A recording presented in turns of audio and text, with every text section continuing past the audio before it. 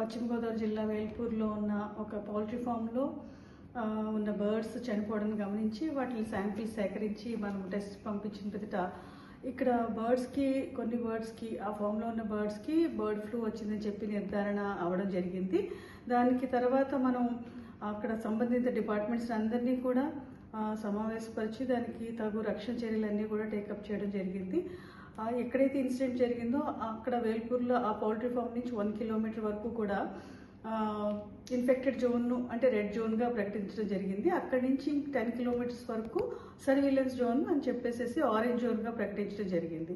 ఈ 1 కిలోమీటర్ రేడియస్లో ఏవైతే బర్డ్స్ ఉన్నాయో ఆ బర్డ్స్ అన్నింటినీ కూడా మనము నిర్మూలించడం జరుగుతుంది. వాటిని అన్నింటినీ కూడా చంపివేసి వాటిని తగు రక్షణ చర్యలను అనుసరిస్తూ వాటిని డిస్పోజ్ చేయడం జరుగుతుంది. అవి ఎట్టి పరిస్థితుల్లోనూ బయటికి వెళ్ళవు.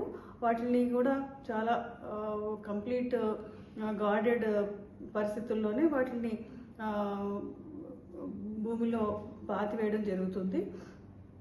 తర్వాత ఎక్కడైతే ఈ సర్వేలెన్స్ జోన్ అని చెప్పామో అక్కడంతా కూడా ఎక్కడ 0 నుంచి 10 కిలోమీటర్స్ వరకు ఎక్కడ కోళ్ళు కానీ ఎగ్స్ కానీ అమ్మడానికి వీలు లేదని చెప్పేసి నిర్ణయించడం జరిగింది. అదేవిధంగా police, revenue, forest, transport departments అందరికీ కూడా ఇన్స్ట్రక్షన్స్ ఇవ్వడం జరిగింది. ఒక 6 చెక్ పోస్ట్ కూడా పెట్టి ట్రాన్స్పోర్టేషన్ ఆఫ్ వెహికల్స్ అన్నింటినీ కూడా చాలా జాగ్రత్తగా గమనిస్తున్నాము. ఆ జోన్లోంచి బయటకు వెహికల్స్ పౌల్ట్రీ అది రాకూడదని చెప్పేసి రిస్ట్రిక్షన్స్ కూడా ఉన్నాయి. అయితే ఈ బయట జోన్స్లో ఉన్న పౌల్ట్రీ ఫామ్స్లో ఉన్న చికెన్, ఎగ్స్ కన్జ్యూమ్ చేయడానికి ఎటువంటి ఇష్యూ ఉండదు.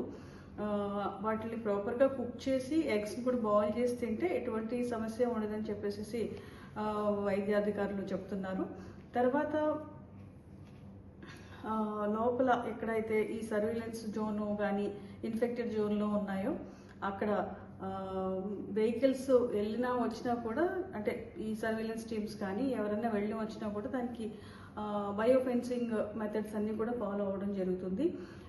మెడికల్ అండ్ హెల్త్ డిపార్ట్మెంట్ నుంచి మరియు యానిమల్ హస్బెండరీ డిపార్ట్మెంట్ నుంచి కూడా టీమ్స్ ఏర్పాటు చేయడం జరిగింది. జిల్లా వ్యాప్తంగా పశుసంవర్ధక శాఖ నుంచి 21 టీములు ఏర్పాటు చేసి అంటే ఈ పరిస్థితిని టైం టు టైం గమనిస్తూ రైతులకి పౌల్ట్రీ ఫామ్ రైతులకి తగు సూచనలు సలహాలు కూడా ఇవ్వడం జరుగుతుంది. అంటే ఎక్కడైనా సిమ్టమ్స్ ఈ వేరే కోళ్లలో ఇక్కడ సోకిందా, వేరే చోట కూడా ఏమైనా స్ప్రెడ్ అయ్యిందా అనేది నిత్యం గమనిస్తూ చాలా అలర్ట్గా ఉన్నాము. అలాగే అవసరమైన రైతులకు కూడా సూచనలు సలహాలు కూడా ఇవ్వడం జరుగుతూ ఉంది. అలాగే మెడికల్ టీమ్స్ను కూడా ఫామ్ చేయడం జరిగింది. మెడికల్ అండ్ హెల్త్లో ఎవరైతే ఈ పౌల్ట్రీ ఫామ్స్లో వర్క్ చేసిన వర్కర్స్